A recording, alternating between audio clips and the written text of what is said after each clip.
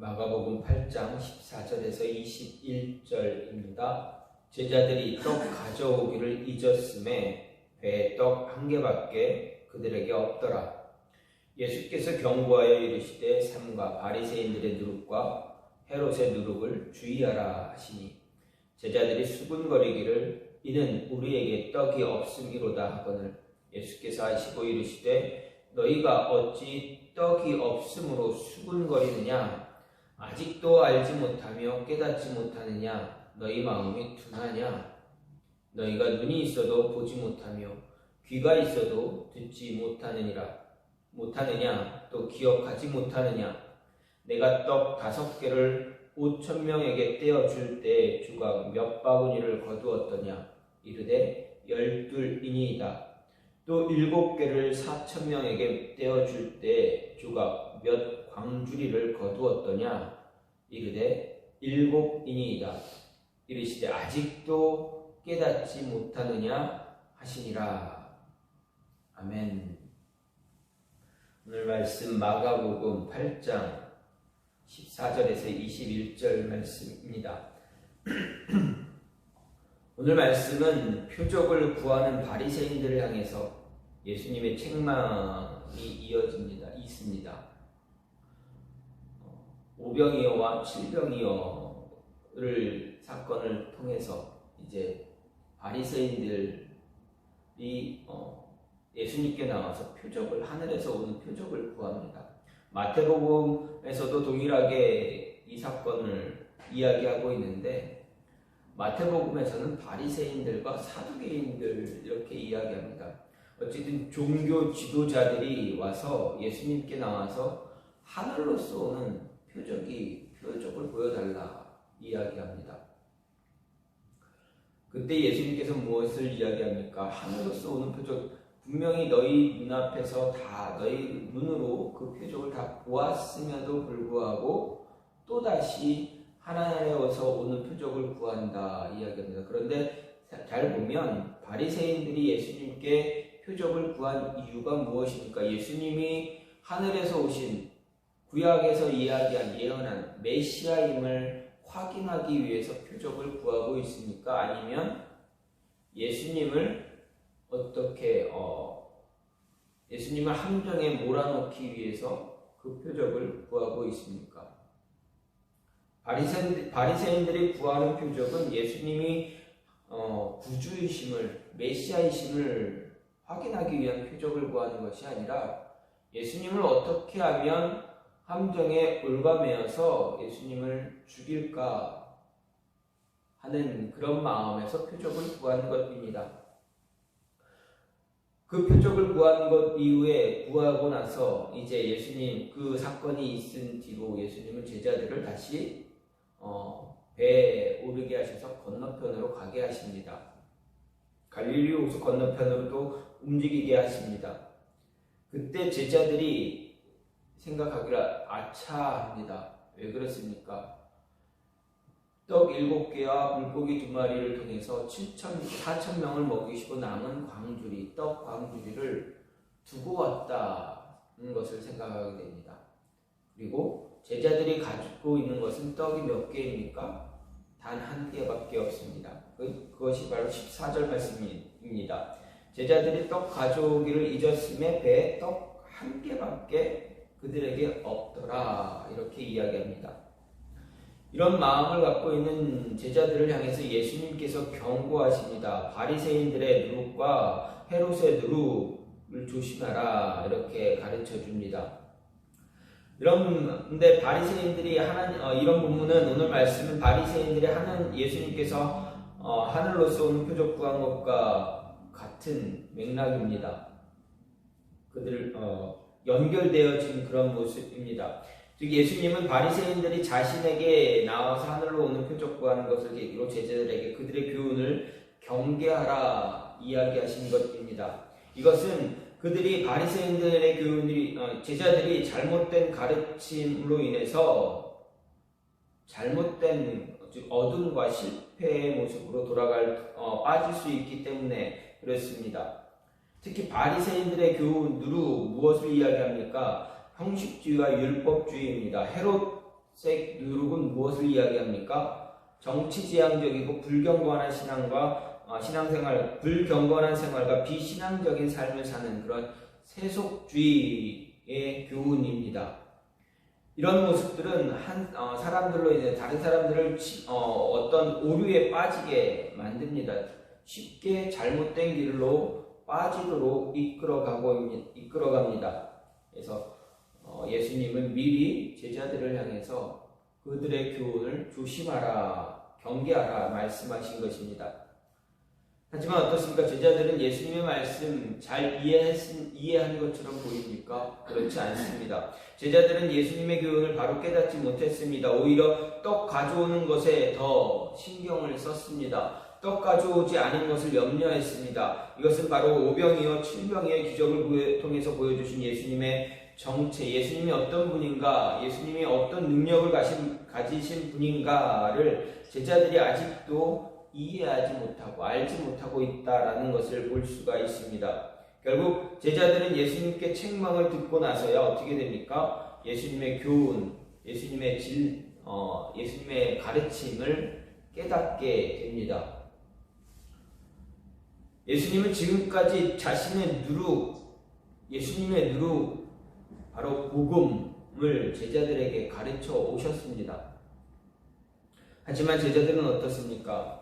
예수님의 그 가르침 잘 이해하지 못했습니다. 잘 받아들이지 못했습니다. 오병이어 칠병이어 이 가르침을 통해서도 제자들은 제자들을 가르쳤음에도 불구하고 제자들이 무지했기에 예수님은 바리새인들의 누룩, 헤롯의 누룩을 이야기하시면서 자신의 누룩과 바리새인들의 누룩, 헤롯의 누룩을 비교하시면서 너희가 어떤 누룩에 더 신경을 써야 하는가를 이야기하고 있습니다. 그러면 예수님의 바리새인들의 누룩, 헤롯의 누룩은 세속적인 면입니다. 세상을 향해서 나아가는 것입니다. 형식적인 것에 이제 빠져 있는 것입니다. 율법적인 것에 너무 목매는 것입니다. 그런데 이 모습이 많은 사람들, 그 당시에 많은 사람들을 옥매이는 그러한 모습을 갖고 있었습니다. 다시 말해서 많은 사람들이 그들의 교훈, 그들의 가르침에 빠져들어서 그들의 영향력 안에 있었다라는 것을 예수님은 이야기하는 것입니다. 그러시면서 내가 가르친 그 가르침 교훈에 너희가 아직도 빠져들지 못하고 있다라는 것을 가르쳐 줍니다. 그러면서 그들의 누룩을 조심하고 나의 누룩, 나의 가르침에 너희가 더 신경 써야 된다, 집중해야 한다라는 것을 이야기합니다. 그러면 예수님이 말씀하시는 예수님의 누룩, 예수님의 교훈, 가르침은 무엇입니까? 오늘 말씀을 보면 복음을 통한 영향력이 예수님의 가르침이다라는 것입니다. 15절 말씀을 보면 예수님은 제자들에게 삼가 바리새인들의 누룩과 헤롯의 누룩을 주의하라 이렇게 이야기하셨습니다. 여기서 바리새인들의 누룩, 바리새인들의 누룩은 바로 그들의 특징입니다. 좀 전에도 말씀드렸습니다. 형식주의와 형식주의에서 나타나는 독선과 위선을 이야기합니다. 누가복음 12장 1절에서 보면 바리새인들의 누룩은 곧 외식이다라고 말하고 있습니다. 이 누가복음 12장 1절을 통해서 더욱 분명하게 우리가 알 수가 있습니다. 또 헤롯의 누룩은 무엇입니까? 세상의 이익에만 집착하는 그런 세상적인 탐욕입니다. 세속적인 탐욕입니다. 욕심입니다. 욕심보다 더 큰 것을 이야기합니다. 즉 예수님은 제자들에게 형식주의, 세속주의를 경계하라 말씀하셨습니다. 그렇다면 우리는 이런 예수님의 경계를 어떻게 받아들여야 하는가 생각해 보게 되는데, 먼저 성경에서 누룩은 긍정적인 측면과 부정적인 측면 둘 다 이야기하고 있음을 우리는 기억해야 합니다. 예수님은 천국과 복음의 확장을 말씀하시면서 마태복음 13장에서는 누룩의 비유를 이야기하셨습니다. 마태복음 13장에서 말하는 그 누룩의 비유는 무엇입니까? 거기서 나타나는 누룩은 무엇을 말합니까? 가루 서말 속에 넣음으로 인해서 전부 부풀리게 하는 힘이 있다라고 말씀하시면서 복음의 능력이 얼마나 큰가, 하나님의 말씀의 능력이 얼마나 크고 위대한가를 이야기하고 있습니다.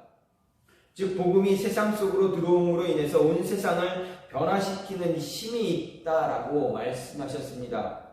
즉 자신이 세상에 오심으로 인해서 세상을 그리고 제자들을 모든 사람들을 변화시킨다라는 것을 말하고 가르쳐주고 있습니다. 그리고 오늘 말씀에서 나타나는 누룩은 무엇입니까? 바리새인과 헤롯 땅의 부정적인 영향력을 이야기합니다. 그들의 가르침 때문에 사람들이 엉뚱한 가르침을 받고 있다라는 이야기입니다. 이런 사실에서 볼 수 있듯 세상은 천국과 복음이 확장되어져 가는 그런 장소인 동시에 악한 세력의 영향력 또한 확대되어져 가는 그러한 장소다라고 할 수가 있습니다. 그래서 이 세상에서 의의 세력과 불의한 세력 간의 충돌이 일어날 수밖에 없습니다. 옳은 것과 잘못된 것, 선과 악이 충돌해가는 것이 바로 이 세상입니다. 이 세상은 겉으로 보기에는 평온해 보여도 사실 내적으로 보면, 영적으로 보면 그 싸움은 정말 치열한 전쟁터와 같다라는 것을 알 수가 있습니다. 즉 하나님 나라와 사단의 나라가 각각 복음과 탐욕을 무기로 세상을 얻기 위해서 치열한 싸움을 벌이는 그러한 각 축장과 같은 것입니다. 눈에 보이지는 않지만 대기 가운데 차가운 공기와 따뜻한 공기가 각각 한랭전선 그리고 온난전선을 형성해서 대립하고 충돌함으로 인해서 각종 돌풍과 폭우를 일으키는 그러한 현상에 비유할 수가 있습니다. 우리는 이런 영적 전쟁터에서 천국을 위해서 부름을 받은 그리스도의 군사들입니다. 따라서 천국 복음이라는 누룩을 우리 안에 여러분 안에 지니고 오늘 이 시간도 쉬지 않고 부풀리면서 퍼져감으로 인해 세상의 누룩을 막기 위해서 최선을 다해야 합니다. 예수님의 누룩은 바로 이런 영향력을 온 세상에 퍼지게 하는 것입니다. 한 영혼 한 영혼을 변화시켜가면서 그 영향력을 최대로 이끌어감으로 인해서 폭발적인 힘을 보여주는 것입니다. 성경은 하나님이 주신 말씀에 골수를 찔러 쪼개기까지 하는 무서운 운동력이 있다라고 히브리 기자가 말했습니다. 따라서 우리는 세상의 누룩을 피하고 주의하는 것은 물론 한 걸음 더 나아가서 말씀의 검으로 사단의 골수를 찔러 쪼개고 천국의 누룩을 부패해가는 세상을 변화시키는 향기로운 누룩, 즉 능력 있는 하나님의 군사가 되어져야 합니다.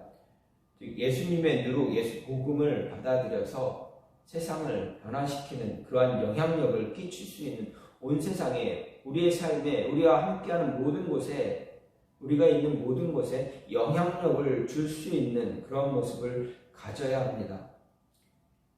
두 번째로 예수님의 누룩은 무엇입니까? 복음에 의한 우리의 관심의 변화를 이야기합니다.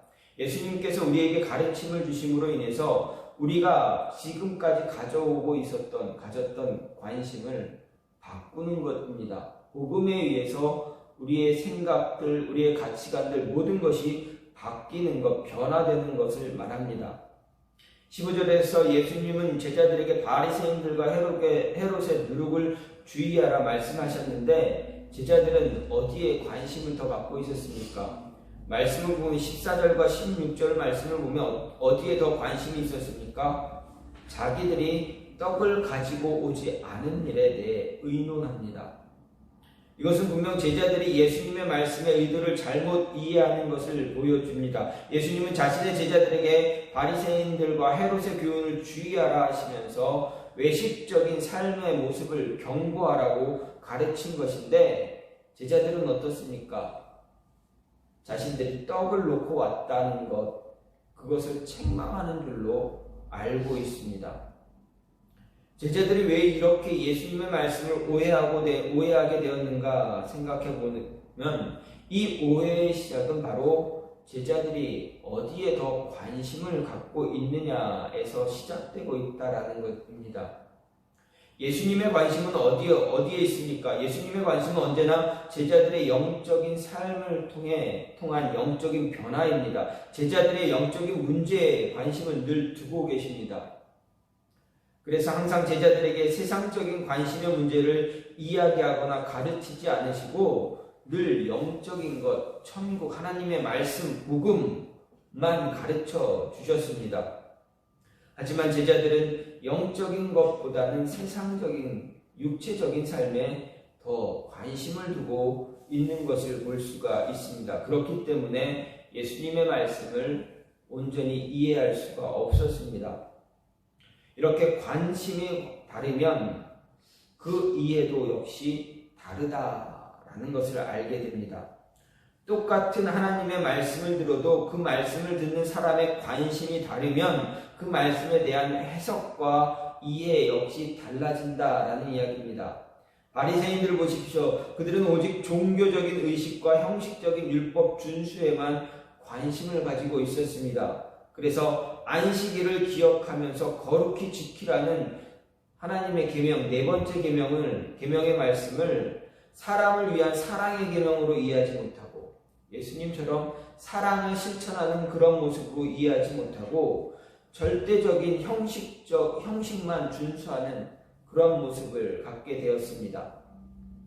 그런 모습만으로, 그런 명령으로만 이해했기 때문에 어떻게 됩니까? 안식일을 잘못 가르칩니다. 안식일을 잘못 지킵니다. 안식일에 하지 말아야 될 것만 너무 많은 것들을 나열합니다. 그리고 그것을 지키지 않는 것으로 인해서 사람들을 정죄하고 예수님을 정죄하고 비판했습니다. 그런데 정작 안식일을 거룩히 지키는 것은 무엇을 이야기합니까? 아무것도 하지 않는 것, 안식일에 하지 않는 것을 이야기합니까? 아니면 안식일을 통해서 힘들어하고 연약하고 사랑이 필요한 영혼들을 돌보는 것을 이야기합니까? 예수님은 말씀하셨습니다. 안식일을 거룩히 지키는 것은 더 많은 사람들에게 하나님의 복음, 하나님의 말씀, 하나님의 사랑을 전해야 한다라고 말씀하셨습니다.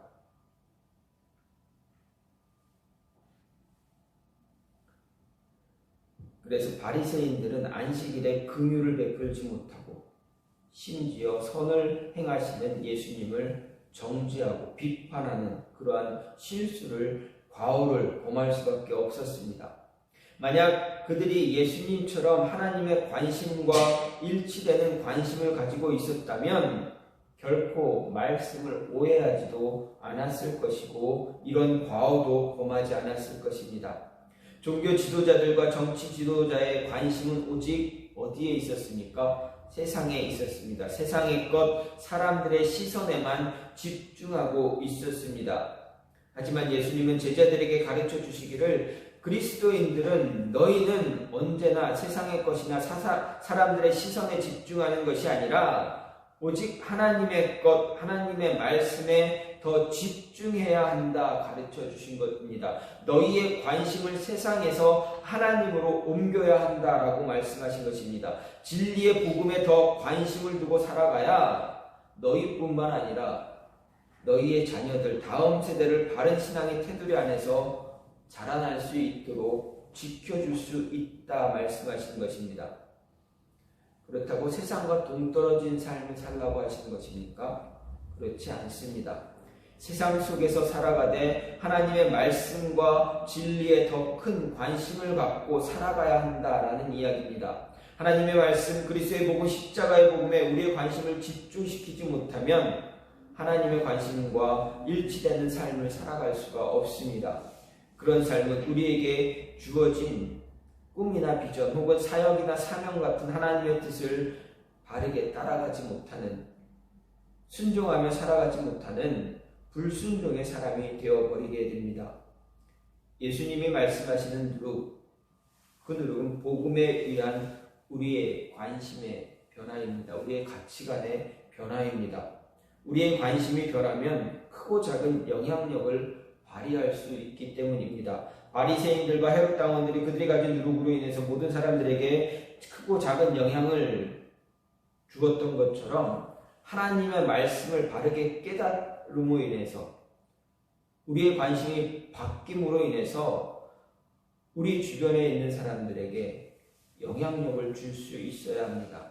복음에 의한 영향력을 우리가 보여줄 수 있어야 합니다. 제자들이 떡에만 관심을 두었다는 것은 그들의 믿음이 아직도 부족하다라는 것을 이야기합니다. 만일 우리도 제자들이 가진 관심에만 집중하게 된다면 우리의 믿음도 역시 부족한 믿음의 소유자입니다.